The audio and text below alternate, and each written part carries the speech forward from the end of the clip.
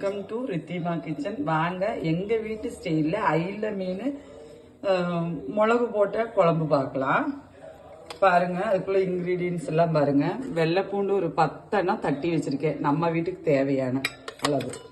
ரெண்டாவது வந்து சின்ன வெங்காயம் வந்து ஒரு 150 வெங்காயம் நல்லா சதைச்சு வச்சிருக்கேன். அதே போல இஞ்சியும் நல்லா ஒரு விரல் சைஸ் எடுத்து அதை சதைச்சு வச்சிருக்கேன். பச்சை மிளகு வந்து நான் விதை எடுத்துட்டு பார்த்தீங்களா, விதை எடுத்தும் போட்டு அதை கீறி வச்சிருக்கேன் மணத்துக்கு. ரெண்டாவது வந்து 2 கொத்து கருவேப்பிலை, ஒரு தக்காளி நல்லா நீளமா அறுத்து வச்சிருக்கேன். வாங்க பார்க்கலாம். மீன் குழம்புக்கு நிறைய வகையா வைக்கலாம், அதுல இது ஒரு வகைங்க. பின்ன ரெண்டாவது மீன் குழம்பு வந்து நல்லெண்ணெய் ஊற்றி வைக்கலாம். இப்போ வந்து நான் வெளிச்செண்ணெய் ஊற்றி வைக்கிறேன்.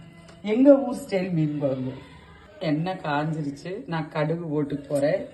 ஒரு ஸ்பூன் கடுகு போட்டுக்கு போறேன். இந்த அஞ்சலை பெட்டியில் இருக்குமல்லவா, அந்த ஸ்பூன்லயும் 1 ஸ்பூன் வெந்தயம் போட்டுக்கு போறேன்.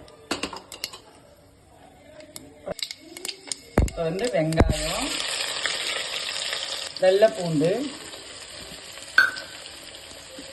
கருவேப்பிலை, அது கூடவே பச்சை மிளகாய் எல்லாம் நான் காணிச்சது எல்லாம் எடுத்து அதில் போட்டாச்சுங்க. இந்த எண்ணெயில் போட்டாச்சு. இதெல்லாம் நல்லா வதக்கிட்டு போகணும். மீன் குழம்பு நிறைய இதில் வைக்கலாங்க. அதில் வந்து இது ஒன்று மிளகு போட்டு வச்சது. இப்போ வந்து நான் நம்ம வீட்டில் பொடிச்ச வரமிளகா பொடி தான். இதில் காஷ்மீரி மிளகும் கலந்து தான் பொடிச்சிருக்கிறோம். நான் போட்டுக்கு போகிறேன். இந்த ஸ்பூனில் வந்து 1 ஸ்பூன் நம்ம வீட்டுக்கு தேவைக்கு தகுந்த போல் காரம் கொஞ்சம் கம்மியாக தான் இருக்கும். நான் காஷ்மீரி மிளகு இதுலேயே மிக்ஸ் பண்ணி பொடிச்சிருக்கிறதுனால வந்து 2 ஸ்பூன் போட்டு போகிறேன். மிளகு குழம்புக்கு வந்துட்டு மிளகா பொடி தான் ஜாஸ்தி இருக்கணுங்க. மல்லிப்பொடி வந்து நான் இந்த ஸ்பூனில் இவ்வளவு தான், 1 ஸ்பூன் கவிஞ்சு மூடி இல்லை, 1 ஸ்பூன் கம்மியாகவே தான் இருக்குது. இது அது போட போகிறேன். போட்டு நல்லா வறுத்து வச்சுக்கிறாங்க.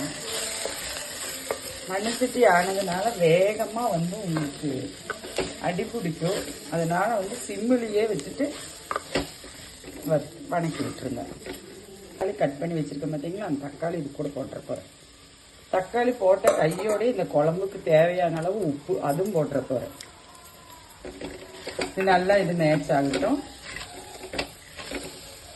பாருங்க, தக்காளியெல்லாம் நல்லா மேட்ச் ஆயிடுச்சு. நல்லா அது கூட நல்லா கலந்து வந்துருச்சு தக்காளியில பேஸ்ட் போல. இப்போ வந்து நான் புளி தண்ணி ஊற்றிக்க போறேன்.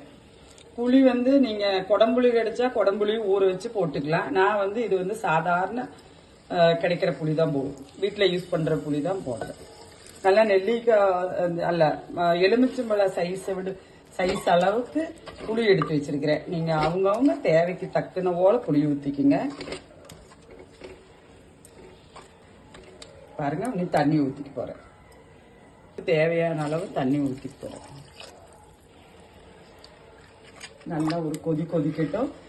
நமக்கு வந்து இந்த புளியோட சுவையெல்லாம் போகணும் பார்த்தீங்களா, அதனால வந்துட்டு நான் ஒரு கொதிச்சு விட்டு தான் மீனை போட்டுட்டு கலக்க கூடாதுங்க. மீன் உடஞ்சி போயிடும். இந்த மிளகு குழம்புக்கு மாத்திரம் நம்ம கரண்டி எந்த கரண்டி போட்டோம்னாலும் மீன் குழஞ்சு போயிடும். மீனை வந்து நிறைய டிஃப்ரெண்டா குழம்பு வைக்கிறதுல போடலாம். நான் ஒரு வெரைட்டி உங்களுக்கு காட்டுறேன்.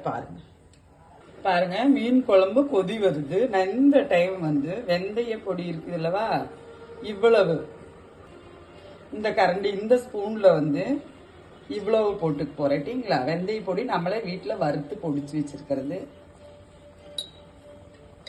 பாருங்க, ஒரு 2-3 கொதிச்சாச்சு. இப்ப வந்து நான் மீனை போட்டுக்கு போறேன்.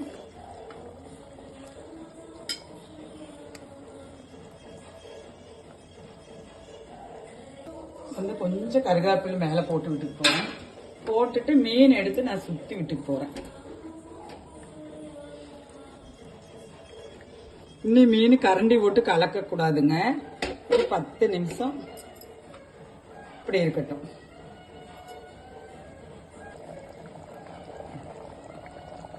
பாருங்க, 2வது வாட்டி எண்ணெய் எல்லாம் நல்லா பிரிஞ்சு வந்துருக்கு பார்த்தீங்கன்னா. 2வது வாட்டி நான் ஒண்ணு இப்படி ஆட்டி விட்டுக்கு போறேன். நீ கரண்டியே போடக்கூடாது, இப்படி போடணும்.